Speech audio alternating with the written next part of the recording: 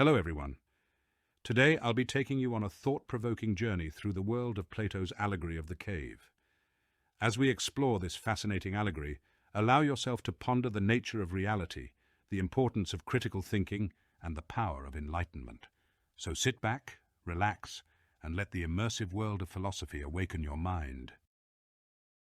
Plato, the Allegory of the Cave. In the heart of ancient Athens, beneath the shadows of the Parthenon, a small gathering of thinkers and seekers of wisdom assembled near a grove of olive trees.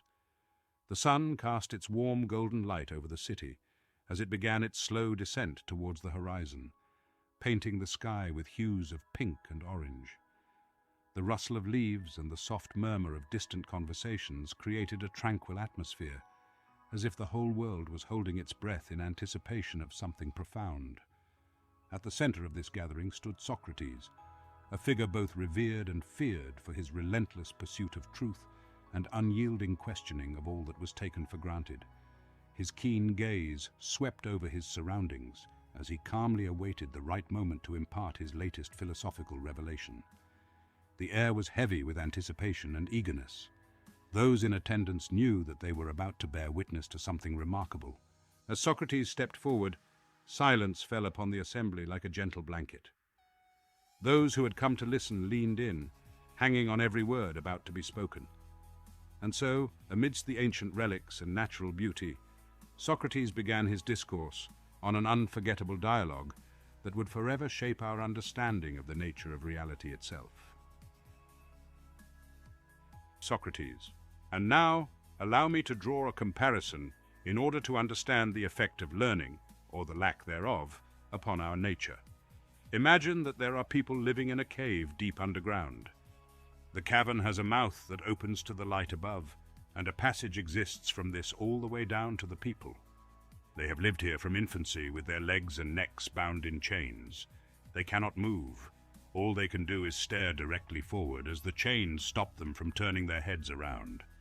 Imagine that far above and behind them blazes a great fire. Between this fire and the captives, a low partition is erected along a path, something like puppeteers use to conceal themselves during their shows. Glaucon, I can picture it.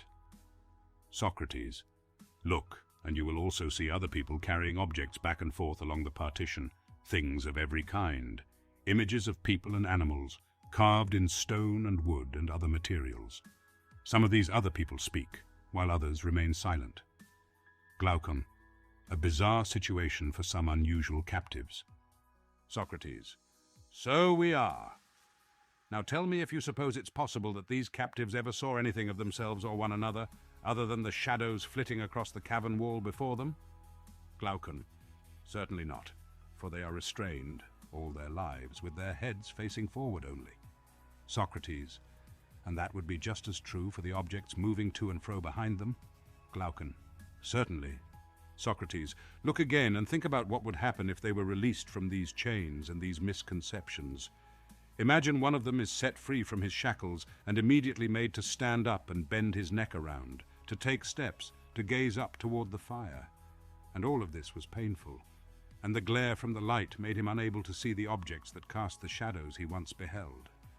What do you think his reaction would be if someone informed him that everything he had formerly known was illusion and delusion, but that now he was a few steps closer to reality, oriented now toward things that were more authentic and able to see more truly? And even further, if one would direct his attention to the artificial figures passing to and fro and ask him what their names are, would this man not be at a loss to do so? Would he rather believe that the shadows he formerly knew were more real than the objects now being shown to him? Glaucon, much more real. Socrates, now, if he was forced to look directly at the firelight, wouldn't his eyes be pained?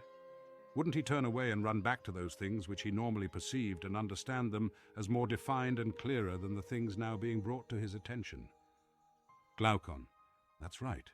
Socrates, now let's say that he is forcibly dragged up the steep climb out of the cavern and firmly held until finally he stands in the light of the sun.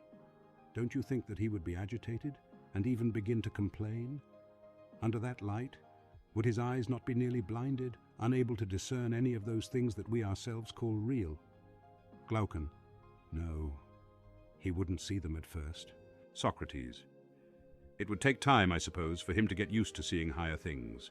In the beginning, he might only trace the shadows. Then, reflections of people and other things in the water. Next, he would come to see the things themselves. Then he would behold the heavenly bodies, and the heaven itself by night, seeing the light of the stars and the moon with greater ease than the sun, and its light by day. Glaucon. Indeed so. Socrates. And then I think he would at last be able to gaze upon the sun itself, neither as reflected in water nor as a phantom image in some other place, but in its own place, as it really is. Glaucon. Undeniably. Socrates. And now he will begin to reason. He will find that the sun is the source for the seasons and the years, and governor of every visible thing, and is ultimately the origin of everything previously known. Glaucon. Of course. First he would see and then draw conclusions. Socrates. That being the case, should he remember his fellow prisoners and their original dwelling, and what was accepted as wisdom in that setting, don't you imagine he would consider himself fortunate for this transformation and feel pity for the captives? Glaucon. I agree. Socrates.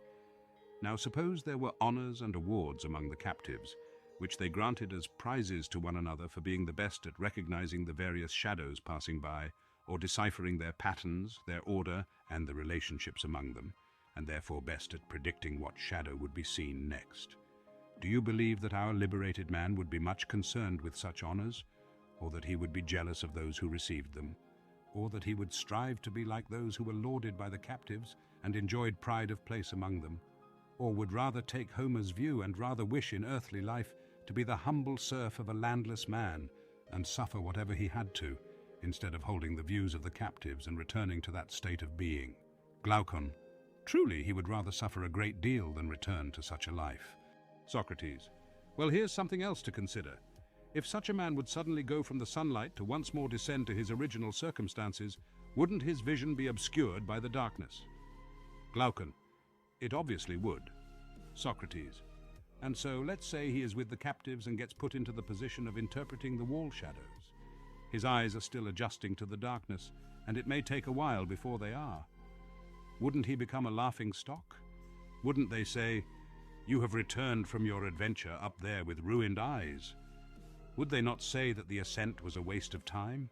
And if they had the opportunity, do you suppose that they might raise their hands against him and kill this person who is trying to liberate them to a higher plane? Glaucon. I'm afraid so. Socrates. Then, my friend Glaucon, this image applies to everything we've been discussing. It compares the visible world to the underground cavern, and the power of the sun to the fire that burned in the cavern. You won't misunderstand me if you connect the captive's ascent to be the ascent of the soul to the intelligible world. This is how I believe, and I shared it at your wish, though heaven knows whether it is at all true. Regardless, it appears to me that in the realm of what can be known, the idea of the good is discovered last of all, and it only perceived with great difficulty. But when it is seen, it leads us directly to the finding that it is the universal cause of all that is right and beautiful. It is the source of visible light and the master of the same, and in the intelligible world it is the master of truth and reason, and whoever, in private or in public, would behave in a sensible way will keep this idea in focus. Glaucon. I agree to the extent I can manage to understand. Socrates. Stay with me then, for another thought. We should not be surprised that individuals who have reached this level might be unwilling to spend their time on mundane affairs. For would it not be that their souls always feel a calling to the higher things? If our illustration holds true, that would seem quite likely. Glaucon. Yes, likely indeed. Socrates. Now, would it be at all surprising for one who has been engaged in the contemplation of holy things, when he ventures into ways of degenerate humanity, to appear ridiculous in his actions? What if, for example, while his eyes were still adjusting to the mundane gloom, he would be forced to appear in court to hold forth about the mere shadows of justice, or the other shapes that flitted across the wall, and to engage in debate about such concepts with the minds of others who has never beheld the ideal justice? Glaucon. It would not surprise me the least. Socrates. But one who has his wits about him would remember that there are two things that pain the eyes: being brought from darkness to light and transitioning back from light to darkness. Now, considering that the soul experiences the same discomfort, this man would not make light of another when he met with a confused soul. He would take the time to understand if that soul was coming from a luminous realm and his eyes were blinded by darkness, or whether journeying from the darkness of ignorance into an illuminated state had overwhelmed his eyes. One he would consider fortunate. He would pity the other, and if he laughed at either, it would be less justified if he laughed at the expense of the one who was descending from the light above. Glaucon: that's a fitting way to put it. Socrates: of course, if I'm correct, then some of our educators are mistaken in their view that it is possible to implant knowledge into a person that wasn't there originally, like vision into the eyes of a blind man.